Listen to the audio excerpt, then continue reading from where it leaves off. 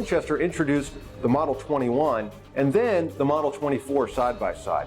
Right before World War II, the American economy wasn't great, and Winchester was really in a race to the bottom for an affordable double, and that was the Model 24. The Winchester Model 24 shotgun. I'm not quite sure where to begin with it.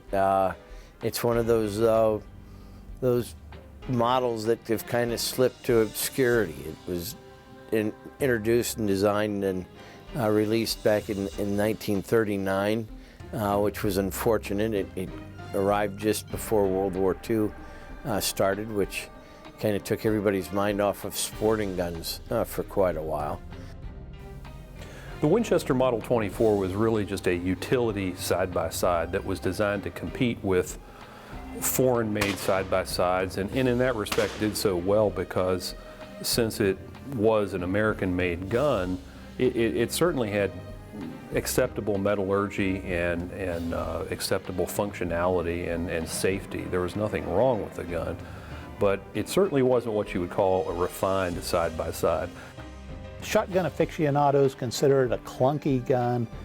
Part of that may be the fact that whereas most double-barrel shotguns, the breech of the barrels will be wider than the receiver itself.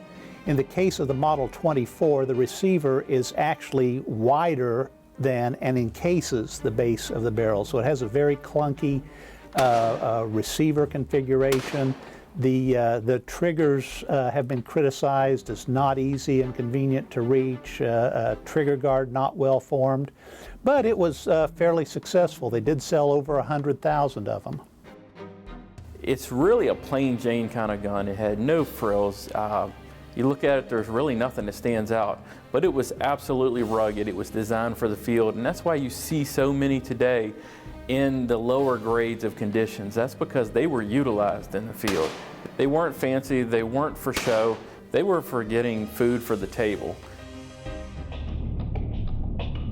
The Model 24 had a relatively short shelf life with the American public.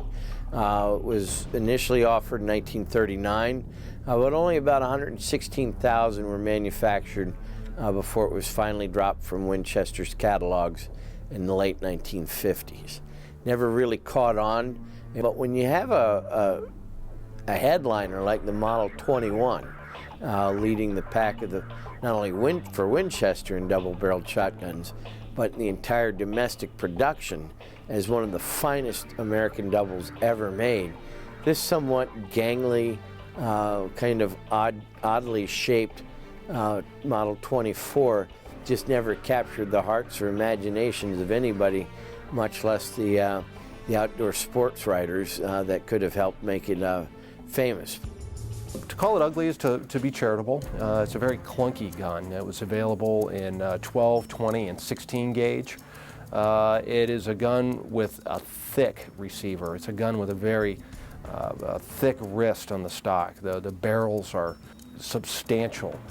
This is a gun that swings at moving targets in the sky, you know, sort of like an ill-balanced 2x4. The action body on the Model 24 essentially enclosed both barrel bottoms to the degree that it was actually wider than the combined distance of the width of the barrels. So you ended up with a very wide, heavy, sort of dowdy action, and that made for what maybe could be described as a clubby gun, but on the other hand, the gun was safe, it was strong, and it appeared at a price point that allowed it to compete with, like, say, the foreign-made side-by-sides, and in the domestic market with the Stevens 311 series side-by-sides. You know, any Winchester is going to be collectible, and this is technically a pre-64 Winchester, which collectors put a little bit of a premium on. I don't know that there are a lot of specialty Model 24 collectors out there, but there's no reason there shouldn't be. It was a gun that was used in the hunting field, a relatively popular gun in its time, and certainly worthy of some interest by a collector. And if you don't want to have to mortgage the house to buy a new example, the Model 24 is not a bad double barrel Winchester to collect.